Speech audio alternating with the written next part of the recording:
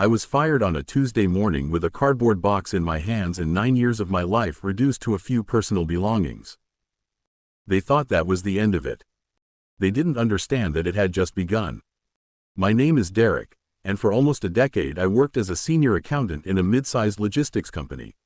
I was the kind of employee who doesn't stand out, who arrives on time, does the job, doesn't argue, and observes more than he speaks. I knew every internal process, every supplier, every contract. I also knew something they didn't realize I was seeing. A single misplaced number on an invoice was the first thread. Then another. And another. Until the thread was no longer a thread, but a complete structure. It wasn't an error. It was a system. The day Valeria appeared behind me while I was reviewing files, her voice changed everything I believed was stable. You shouldn't be looking at that. How long have you been here? Since before you understood what you were seeing. What does this mean? It's not accounting, it's a system. A system of what? Of money that shouldn't exist. Who is behind this? The CEO built it.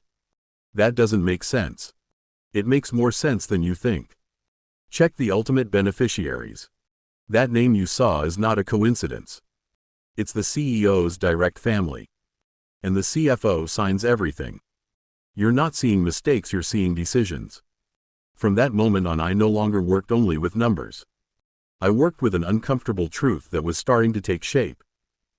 Valeria was not a casual observer. She had been seeing the same thing for years.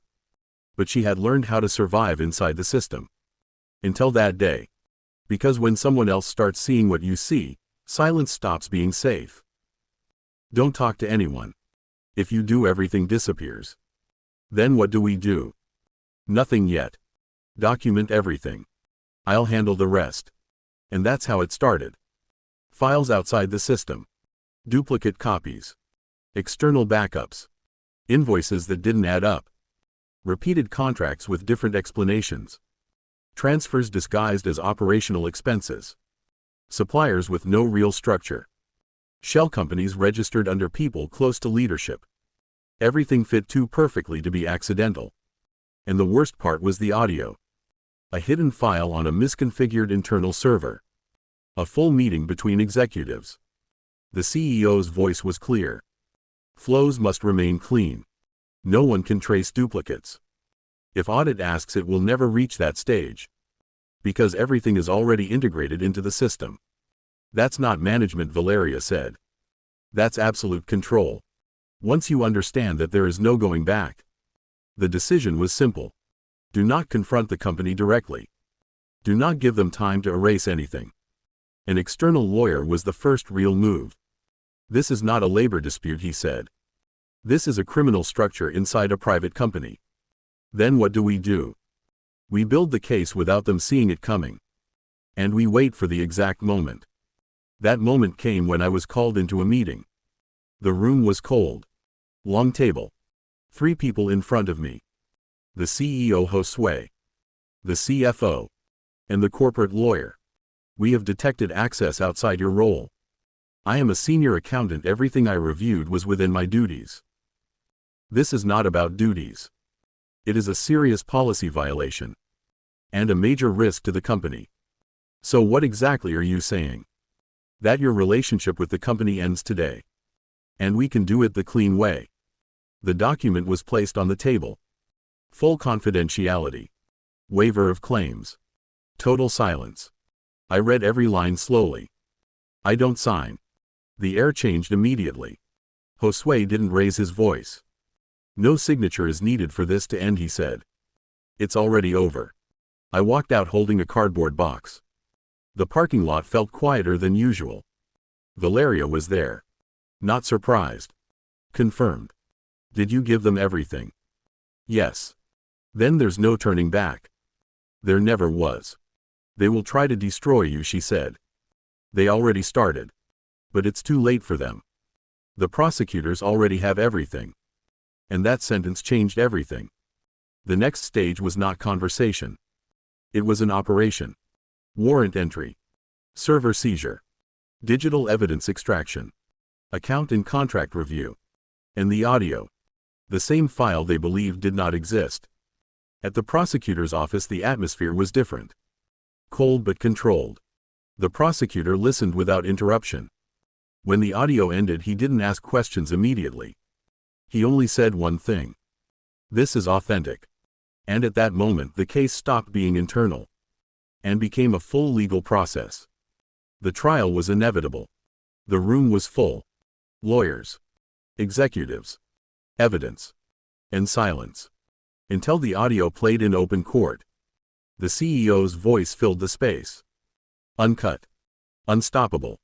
Flows must remain clean. No one can trace duplicates.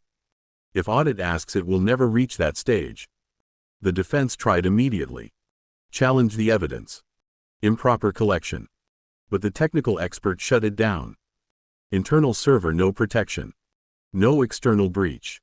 Valid evidence. The structure began collapsing in real time. Then the CFO asked to speak. And everything changed. "I am not the architect of this system," he said. "I was only brought in when it was already operating. I was told refusal meant losing everything. And I have additional documentation that shows higher levels of operation, even beyond what has been presented here." Total silence. Josue did not intervene. He didn't need to. Because the system no longer protected him. It exposed him.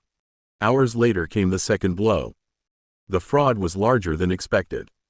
Not just internal diversion, but systematic extraction even among partners.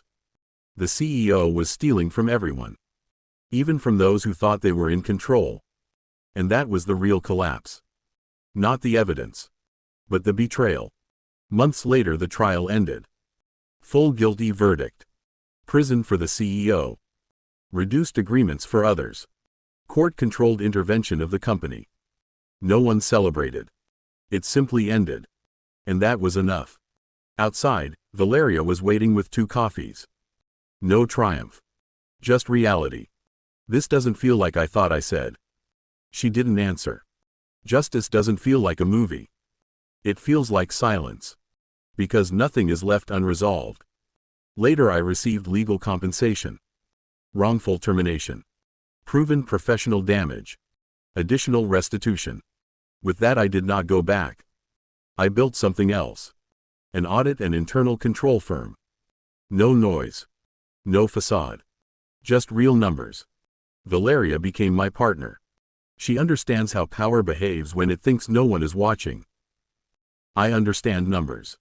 And together we understand what no one else wants to see. The system didn't win. It only reorganized itself. And now it sits on the other side of the table. They fired me thinking they were ending my story. But they were only pushing someone who had already seen too much. And once you see too much, you can never go back to not seeing.